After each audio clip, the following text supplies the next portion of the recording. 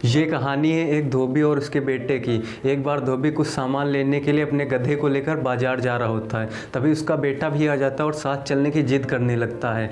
तो धोबी भी उसे साथ चलने की इजाज़त दे देता है। पर ये दोनों रास्ते में होते हैं तभी एक गांव पड़ता है। वहाँ पर कुछ लोग इनको देखकर ज़ोर ज़ोर से हंसने लगे और कहते हैं कि ये दोनों गधे ही क्या, अगर पैदल चलने का इतना ही ज़्यादा शौक था तो साथ में गधा लाने का फ़ायदा ही क्या हुआ। क्या इनमें से कोई एक गधे पर नहीं बैठ सकता है। और इतना सुनकर धोबी अपने बेटे को गधे पर बिठा देता है और खुद पैदल चलने लगता है। पर ये दोनों कुछ दूर पहुंच ही पाए थे तभी कुछ लोग उनको देखकर कहते देखो कितना नालायक बेटा है जो खुद आराम से गधे पर बैठा हुआ है और अपने बाप को पैदल चला रहा है। अब ये बात उसके बेटे को खराब लग जाती है और आगे जाकर वो अपने पिताजी को गधे पर बिठा देता है और खुद पैदल चलने लगता है। पर ये दोनों कुछ दूर पहुँच ही पाए थे, फिर से कुछ औरतें इन दोनों को देखती हैं और कहती देखो कितना निर्दयी बाप है जो खुद आराम से गधे पर बैठा हुआ है और अपने बेटे को इस कड़ी धूप में पैदल चला रहा है। अब ये बात उस धोबी को खराब लग जाती है। अब धोबी अपने बेटे को भी अपने साथ गधे पर बिठा लेता है। पर ये दोनों फिर से कुछ दूर पहुंच ही पाए थे तभी एक बूढ़ा आदमी इन दोनों को रोकते हुए कहता है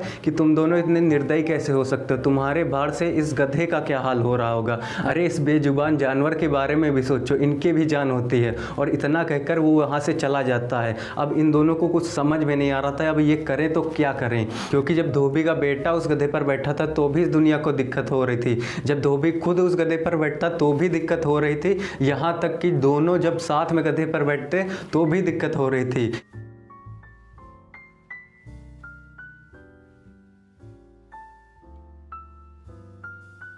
इस स्टोरी से हमें एक सीख मिलती है, अगर हम सारी दुनिया को खुश करने की कोशिश करेंगे तो यकीन मानिए किसी को भी नहीं खुश कर पाएंगे। ये दुनिया तो उस ऊपर वाले से भी नहीं खुश है जिसने इस दुनिया को बनाया, फिर हम तो एक मामूली इंसान हैं। ये आप पर निर्भर करता है कि दुनिया के हिसाब से खुद को बदल लेना है या अपने हिसाब से इस दुनिया को बदल देना है।